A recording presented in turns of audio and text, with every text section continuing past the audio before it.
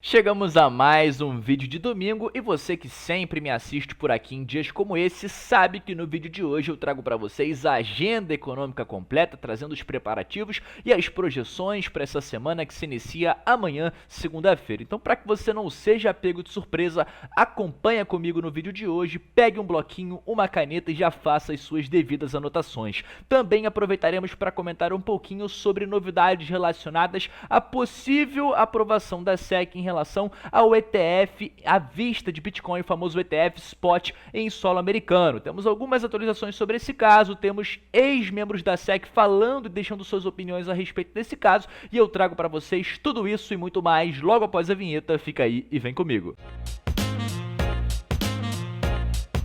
Agora sim, família, sejam todos muito bem-vindos a mais um episódio da Liga Cripto. Se você é novo por aqui e ainda não me conhece, muito prazer, o meu nome é Bruno. Antes de mais nada, já peço a você que me assiste para que deixe o seu like nesse vídeo. Se é novo por aqui, aproveita para se inscrever e, claro, ativar o sininho de notificações para você não perder nenhum vídeo ou live que role por aqui. E, claro, ao final, se curtir as informações trazidas no vídeo de hoje, aproveita para encaminhar esse vídeo para algum amigo ou então deixar um comentário aqui embaixo na aba de comentários, que me ajuda demais e propaga esse nosso conteúdo para mais e mais pessoas. Iniciando direto ao que interessa, ao primeiro tema que eu separei para conversar durante o vídeo de hoje, falaremos brevemente sobre o mercado de ETF nos Estados Unidos. A gente sabe que recentemente inúmeros pedidos por ETF, Spot, ETF à vista de Bitcoin estão sendo feitas à SEC, Comissão de Valores Imobiliários nos Estados Unidos, por parte de alguns gestores de ativos. Vimos a Fidelity, vimos a ARK Invest, vimos a própria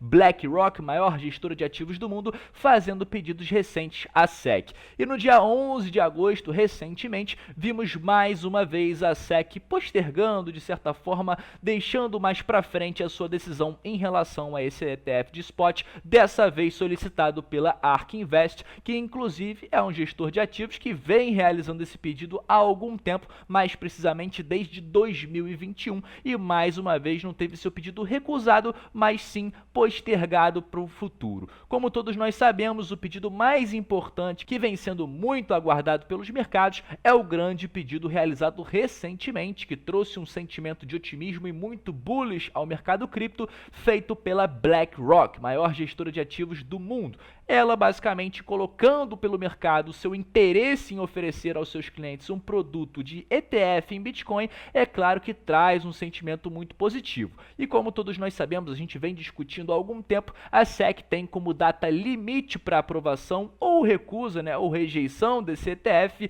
até março de 2024. E até lá, muita especulação está acontecendo e eu trouxe para vocês mais uma vez, dessa vez um ex-membro da SEC, um membro inclusive alto lá da SEC, que falou recentemente sobre a possibilidade de aprovação ou então rejeição desse ETF Spot no ano que vem. Então a matéria que eu trouxe para vocês é o seguinte, entramos em contagem regressiva, cerca de 6 meses até que então a SEC dê um parecer na sua decisão sobre a aprovação ou rejeição desse ETF. E como eu trouxe a matéria, a SEC não aprovará ETF de Bitcoin à vista, diz um ex-chefe da SEC, ou seja, uma pessoa que já trabalhou lá dentro, passa a sua visão e o que acredita que possa ser feito em março de 2024. E essa pessoa nada mais é do que John Reed Stark, que inclusive foi um grande membro alto, inclusive, da SEC. Ele fala sobre essa questão recente, implementada ao mercado pela possibilidade de um ETF Spot em solo americano, e começa a comentar um pouquinho sobre a questão partidária relacionada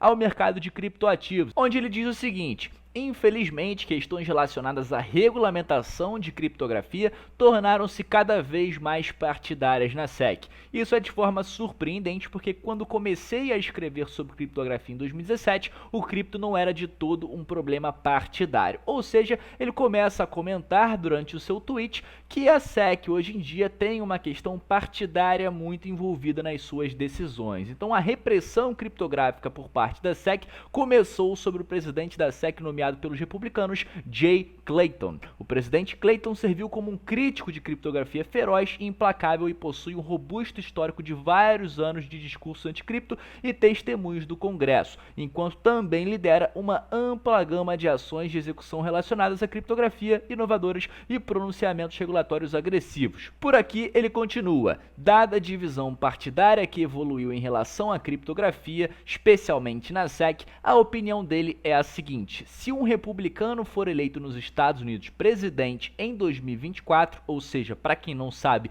as eleições americanas acontecerão em novembro do próximo ano, a lista de republicanos nomeados para a SEC provavelmente seria positiva e pró-cripto. Caso isso venha a acontecer, diminuiria significativamente os esforços de aplicação de criptografia da SEC, provavelmente registrando principalmente casos de fraude, afastando esforços da cobrança de violação pura de registro, como a de falha de uma plataforma de negociação de criptografia em se registrar como uma empresa de troca, corretora e compensação, visto os problemas recentes aí da SEC com Coinbase, Binance e muitas outras de se enquadrarem de fato nas leis impostas pela SEC, inclusive alegando inúmeras violações por parte dessas empresas às normas norte-americanas. E caso isso aconteça, isso venha a se tornar muito mais receptivo à aprovação de um ETF à vista de Bitcoin e muito mais propenso a tomar outras ações regulatórias significativas e amigáveis à criptografia. Como todos nós sabemos, com os democratas no poder, já que Gary Gensler inclusive foi nomeado pelo presidente Biden recentemente, ele que é muito contra criptomoedas e vem fazendo um grande esforço à repressão dessa indústria e da expansão da mesma em solo americano, caso um republicano vença a eleição de presidência, ele muito provavelmente nomearia alguém para o cargo também de um lado republicano. Mas qual que é a moral da história disso? Por que um presidente republicano seria muito pró-cripto e poderia, dentro de 3 a 4 meses, ser de certa forma muito positivo para essa indústria? E aí é por aí que começa a aparecer esse nomezinho aqui, ó, Hester Peirce, como presidente da SEC. Para quem não sabe, Hester Peirce é uma grande mãe para criptomoedas, ela que inclusive é um dos 5 membros de comissários da SEC, um dos maiores membros lá dentro, e que inclusive tem uma opinião muito pró-cripto. Geralmente quando a SEC tem alguma argumentação negativa para essa indústria, ela costuma defender, costuma falar um pouquinho sobre isso e de certa forma positiva, apoiando o mercado cripto, e é conhecida, como eu trouxe aqui para vocês, como uma crypto mom, né? Grande mãe da indústria cripto dentro da SEC norte-americana. Então, continuando aqui com vocês, qual que é a grande sacada? Quando qualquer presidente é eleito nos Estados Unidos, o atual presidente da SEC geralmente renuncia ao seu cargo e o novo cargo de presidente da SEC raramente é confirmado e preenchido até pelo menos 3 a 4 meses após o dia da inauguração.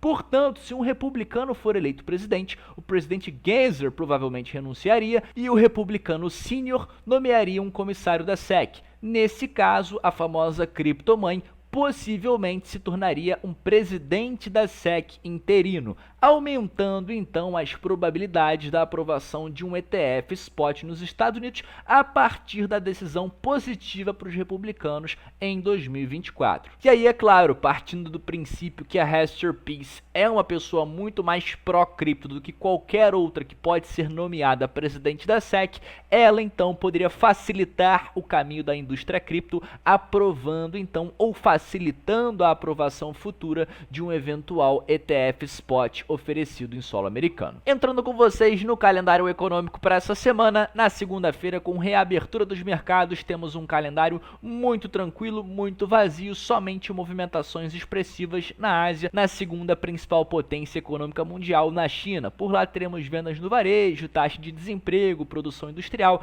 dentre outros dados. No entanto, eles serão divulgados somente na parte da noite, horários de Brasília, e devem trazer oscilações ao mercado somente na manhã de terça-feira. Ou seja, partindo desse princípio, teremos então uma reabertura morna dos mercados amanhã. Na terça-feira já temos alguns outros dados interessantes, principalmente na Europa e também nos Estados Unidos. Na Europa teremos a taxa de desemprego no Reino Unido referente ao último mês, na Alemanha o índice de condições atuais e o índice de percepção econômica, que diferente de outros dados que retratam pra gente como foi o passado recente econômico do país. Esse dado passa para a gente uma ideia de como pode ser o futuro, ou seja, um dado referente a esse mês de agosto, que inclusive nos últimos meses a percepção econômica tanto da Alemanha quanto de toda a zona do euro veio muito abaixo das expectativas, deixando então projeções negativas econômicas para os próximos meses, até pelo menos o fim de 2023. Ainda nesse dia teremos vendas no varejo nos Estados Unidos, preços de bens importados e exportados, além também, é claro, de falas de membros ligados ao FOMC. Recentemente vimos a decisão de um aumento de 25 pontos da taxa de juros norte-americana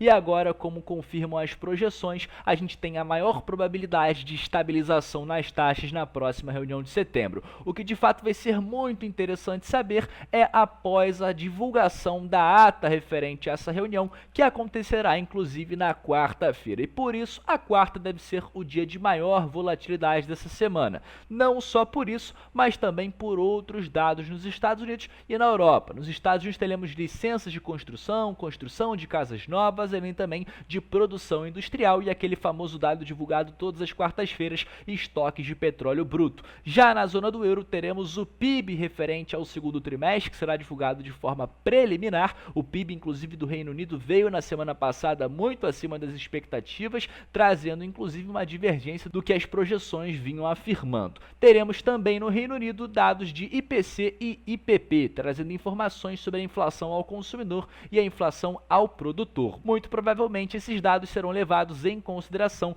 na próxima reunião de políticas monetárias lá no Reino Unido. No entanto, com o PIB demonstrando uma certa força econômica recentemente, as probabilidades de momento apontam maior chance para que a gente veja na próxima reunião de políticas monetárias por lá mais um aumento consecutivo, ou seja, a taxa atual está em 5,25, o mercado aponta que ela deve chegar já em 5,50 na próxima reunião. Na quinta-feira teremos pedidos iniciais por seguro-desemprego nos Estados Unidos como de costume, como também relatórios de empregos do Fed. Fechando para a gente a semana, teremos vendas no varejo no Reino Unido e a inflação a ser reportada na zona do euro. Recentemente vimos a divulgação dessa inflação de forma preliminar. Agora teremos a correção desse dado e será novamente divulgado. As projeções apontam para a gente no mensal menos 0,1, ou seja, uma deflação. Já no anual a projeção é que fique em 5,3 a inflação ao consumidor. Levando em consideração os dados anteriormente comentados, os principais dias dessa semana são quarta-feira e sexta-feira. Quarta-feira com a ata do FOMC e inúmeros dados em solo americano e também, é claro, com dados de inflação e PIB na Europa. Na sexta-feira, como eu comentei agora, teremos dados importantes no Reino Unido, inflação na Europa e nos Estados Unidos. É normal que a gente veja volatilidade nesse dia, já que é o último dia útil da semana e é um dia de fechamento dos mercados. Finalizando o nosso vídeo de hoje, falando com vocês rapidamente sobre o mercado de opções com criptoativos. Nesse momento, devido à baixa volatilidade do Bitcoin, ainda nesse patamar de 29.200, 29.300, sem mostrar qualquer tipo de reação ou movimentação para cima ou para baixo, a gente continua a ficar por de fora das operações de vendas de put e vendas de call, que são formas que eu particularmente prefiro operar. Para você que deseja especular no preço do ativo, você pode realizar compras de call ou compras de put, indicando que compras de call você está otimista no preço desse ativo, ou seja, visando aqui o dia 18 de agosto, o último dia dessa semana, basicamente a madrugada de quinta para sexta. Se você compra uma call aqui em regiões de 30.500, 30 mil dólares, significa que você acredita na alta expressiva desse ativo. Quanto mais esse ativo subir acima do preço de call, ou seja, do preço de strike aqui de 30 mil, 30.500, mais valerá o seu contrato anteriormente comprado. O mesmo acontece no movimento contrário. Você que está pessimista nesse ativo, deseja comprar put, caso o Bitcoin tenha grandes quedas, você então comprou um seguro e basicamente esse teu contrato de put tende a valorizar com a queda do criptoativo. Então, caso vocês tenham alguma dúvida relacionada a esse tema, não hesite em deixar aqui embaixo. Se você curtiu as informações trazidas, deixe o seu like e eu vejo vocês numa próxima.